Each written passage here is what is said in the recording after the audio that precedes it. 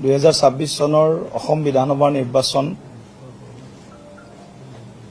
ভাৰতীয় জনতা পাৰ্টি এনডিএৰ কাৰণে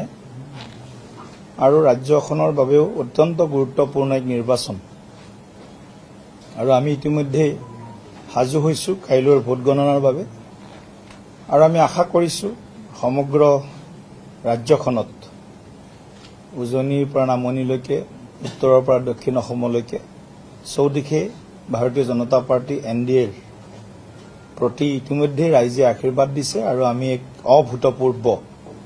আৰু ঐতিহাসিক ফলাফল লাভ কৰিম আৰু তাৰ বাবে ইতিমধ্যে ভোট গণনাৰ বাবে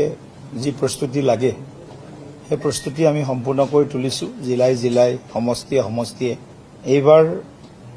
যি ঐতিহাসিক ভোটদান হৈছে এই ভোটদানে প্ৰ এষ্টাব্লিছমেণ্ট প্ৰতিষ্ঠানৰ সপক্ষে ৰাইজে ৰায়দান কৰিছে বুলি বিভিন্ন উৎসৰ পৰা আমি যি খবৰ পাইছো এই খবৰসমূহে আমাক নিশ্চয়তা প্ৰদান কৰিছে 90টা সমষ্টিৰ ভিতৰত আমি আশা কৰিছো 80+ সমষ্টি যেটো আমাৰ ইতিমধ্যে আমাৰ ওচৰত যি তথ্য আহিছে বা আমাৰ উৎসসমূহৰ পৰা যি আমাৰ ওচৰলৈ বিভিন্ন আমাৰ খবৰ আহিছে তথ্য আহিছে তাৰ আধাৰত আমি 80খন আসন আমি লাভ কৰিব লাগে এই ধৰণৰ এটা বিজেপি নিজে অকলে বাকি এজিপি আৰু বিপিএফ আমাৰ মিত্ৰ দল দুইটা দলৰ পৰাও আমি কমেও 20খন আসন আমি লাভ কৰিব লাগে অৰ্থাৎ 100খন আসনত ভাৰতীয় জনতা পাৰ্টি এনডিএ জয়লাভ কৰাৰ পূৰ্ণ সম্ভাৱনা আমি দেখিবলৈ পাইছো আৰু কাইলৈ আমি ইয়াৰ সত্য ৰাইজে কি ৰায় দিলে মতদান দিলে সেই গোটেইখিনি কথা পৰিষ্কাৰ হ'ব কাইলৈ গতিকে আমি কাইলৈৰ কাৰণে সকলোৱে অপেক্ষা কৰিছো আমাৰ যিখিনি পূৰ্বানুমান পূৰ্বাভাস তাতো আমাৰ ডিলিমিটেশনৰ পিছত প্ৰথম বিধানসভা নিৰ্বাচন যেহেতু এটা যথেষ্ট বিজেপি এনডিএৰ প্ৰতি এটা প্ৰতিষ্ঠানৰ সপক্ষে এটা ঢৌ আমি দেখিছো আৰু ৰাইজে বিজেপিৰ ওপৰত ভৰসা আস্থা ব্যক্ত কৰি গণতান্ত্ৰিক অধিকাৰ ইতিমধ্যে 9 এপ্ৰিল তাৰিখে সাব্যস্ত কৰিছে গতিকে আমি আশাবাদী সম্পূৰ্ণ বিশ্বাসী যে কাইলৈ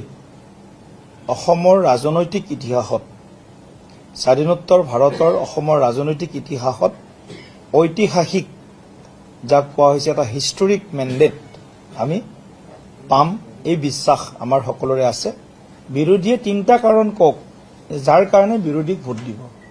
তেওঁলোকৰ ইছ্যু কি আছিল অসমৰ বাবে অসমবাসীৰ বাবে কি নিৰ্বাচনী ইছ্যু লৈ তেওঁলোকে জনতাৰ মাজলৈ গৈছিল সেইটো প্ৰথম স্পষ্ট কৰক ইছ্যুবিহীন বিৰোধীয়ে আমাৰ ভাৰতীয় জনতা পাৰ্টি বা এনডিএৰ যি ঘটক দলসমূহ আছে তেওঁলোকৰ বিৰুদ্ধে কিছু ফেক নেৰেটিভ সৃষ্টি কৰাৰ চেষ্টা কৰিছিল আৰু অন্য দুই এটা নিৰ্বাচনৰ বিষয় হ'ব নলগীয়া বিষয়ক তেওঁলোকে ৰাজনীতিৰ মাজলৈ টানি আনিছিল সেইটো আমি দেখিছো কিন্তু অসমৰ ৰাইজে ইতিমধ্যে সজাগ সচেতনতাৰে তেওঁলোকে তেওঁলোকৰ ৰাজনৈতিক যি অধিকাৰ ভোটাধিকাৰ পৰিপক্কতাৰে সাব্যস্ত কৰিছে গতিকে আজিলৈকে আমি সদায় কৈ আছো যে কাইলৈ হয়তো 10:30 বজালৈ বিৰোধীয়ে কৈ থাকিব 11 বজালৈ আমি চৰকাৰ কৰিম কিন্তু 11 বজাৰ পিছত বা 12 বজাৰ পিছত নিশ্চিতভাৱে 110% 100খন আসনৰ ওচৰা ওচৰিকৈ বিজেপি এনডিএ অসমত চৰকাৰ গঠন কৰিব